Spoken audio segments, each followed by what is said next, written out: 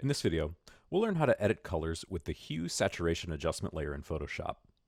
This is a quick and easy way to drastically change the color balance of an overall image or a specific layer. I've got the file marigolds.psd open from this week's demo files so we can practice. There are many different adjustment layers in Photoshop that we could use to edit colors in an image. You can find them by clicking on Layer, New Adjustment Layer from the menu bar.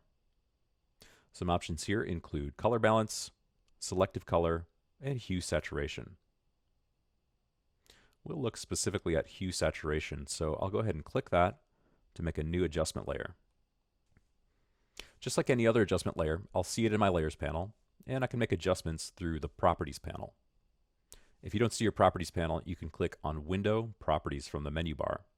So we have our standard properties down at the bottom, where we can turn the layer on or off, reset it or undo changes, or clip it to the layer below. We'll cover all of those attributes in detail in a separate video. For now, let's look at some of the basic settings we can use to control hue and saturation. The Hue slider shifts one color to another. You can see how all the colors are changing as I move my slider back and forth. The Saturation slider removes or intensifies colors, preserving local areas of lightness and darkness in the color.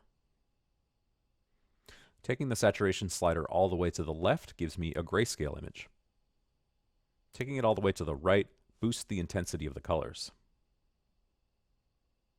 The Lightness slider controls levels of light and dark. Sliding it left pushes everything darker, and sliding it right makes everything lighter.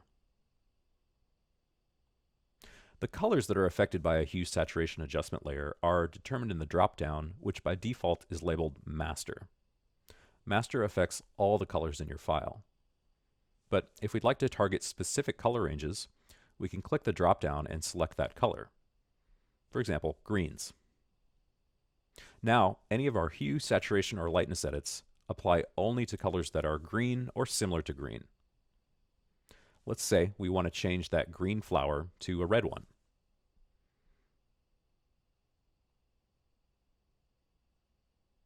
Now I can see that not all parts of the flower are shifting as I drag the hue slider to the left, so there must be some other hue besides green in there. We can get more specific with our color targeting by using the eyedropper tool that's towards the bottom of the Hue Saturation Properties panel.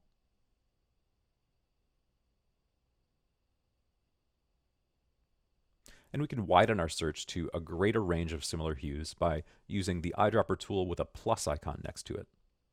Or we can narrow our color search by using the eyedropper with the minus next to it.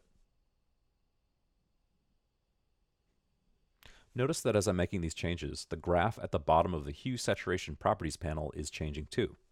It's showing me the colors that are being searched for in the top horizontal spectrum and the colors that are being mapped to in the bottom horizontal color spectrum.